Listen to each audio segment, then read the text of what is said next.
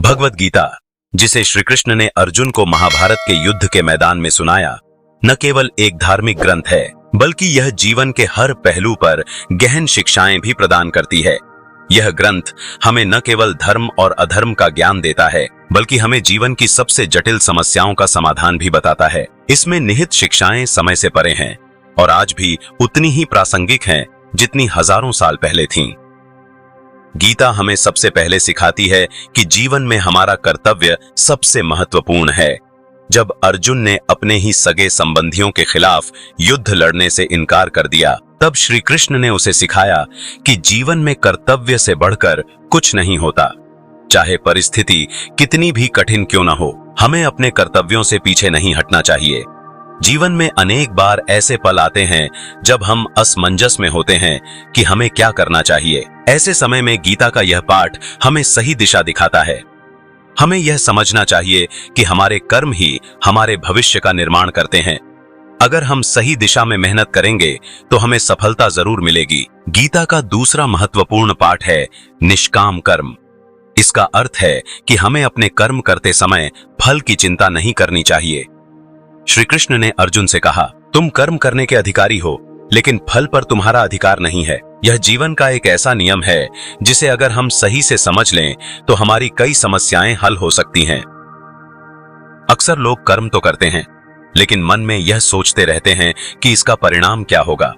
यही चिंता हमारे मन को अशांत करती है। गीता हमें सिखाती है कि फल की चिंता करने से बेहतर है कि हम अपने काम को पूरी ईमानदारी और निष्ठा से करें। जब हम बिना किसी अपेक्षा के कर्म करेंगे तो न केवल हमें शांति मिलेगी, बल्कि सफलता भी हमारे कदम चूमेगी।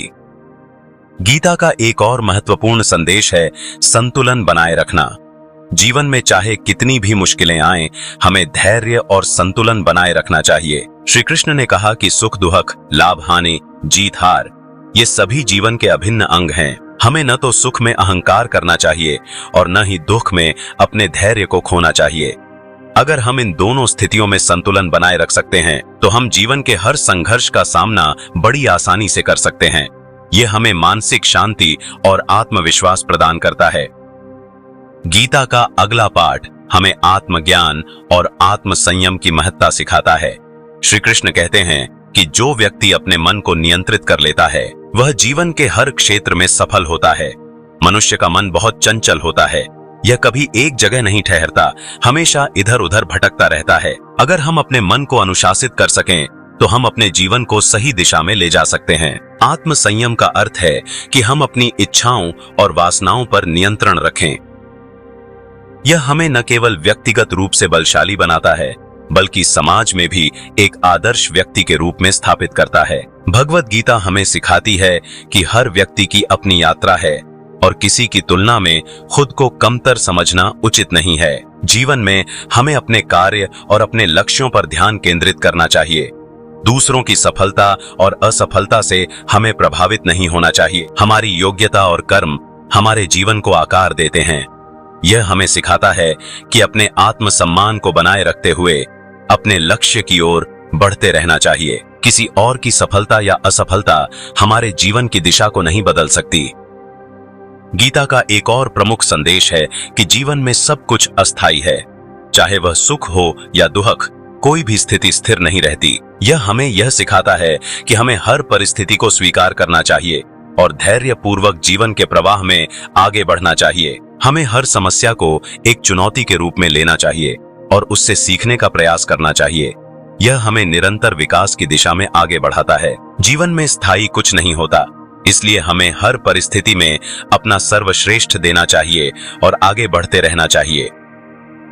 गीता में श्री कृष्ण ने यह भी सिखाया कि सच्चा योगी वही है जो न तो किसी से द्वेष करता है और न ही किसी से अत्यधिक प्रेम करता है। यानी हमें जीवन में किसी के प्रति अत्यधिक लगाव या द्वेष से बचना चाहिए। अगर हम ऐसा कर पाते हैं तो हमें जीवन में मानसिक शांति और स्थिरता प्राप्त होती है। किसी से द्वेष करने से न केवल हमारे मन में नकारात्मकता आती है, बल्कि यह हमारे आत्मविकास को भी रोकता है। इसी तरह अत्यधिक लगाव भी हमें कमजोर बनाता है। गीता में श्री कृष्ण ने ध्यान और योग के महत्व को भी बताया है। ध्यान हमें मानसिक शांति और संतुलन प्रदान करता है। जीवन में चाहे कितनी भी समस्याएं हों, अगर हम नियमित रूप से ध्यान करते हैं तो हम अपनी सभी चिंताओं से मुक्त हो सकते हैं। योग के माध्यम से हम न केवल अपने शरीर को स्वस्थ रखते हैं बल्कि अपने मन को भी स्थिर कर सकते हैं। यह हमें जीवन की कठिनाइयों से लड़ने की शक्ति देता है। अंत में गीता हमें यह सिखाती है कि सच्ची सफलता वही है जो हमारे भीतर की शांति और संतोष को बनाए रखे। अगर हम जीवन में मानसिक शांति और संतोष प्राप्त कर लेते हैं तो वही हमारी सच्ची सफलता है। धन, संपत्ति और प्रसिद्धि से ऊपर शांति और संतोष को प्राथमिकता देनी चाहिए। जब हम अपने जीवन में सच्ची शांति प्राप्त कर लेते हैं तो बाहरी दुनिया की कोई भी स्थिति हमें प्रभावित नहीं कर सकती। भगवत गीता से हमें जो भी शिक्षाएं मिलती हैं वे हमें जीवन को सही दृष्टिकोण से जीने का मार्ग दिखाती हैं। अगर आपको हमारा वीडियो अच्छा लगा हो तो कृपया इसे लाइक करें, शेयर करें और हमारे चैनल को सब्सक्राइब करना न भूलें। आपका समर्थन हमें और भी बेहतर कंटेंट बनाने के लिए प्रेरित करता है।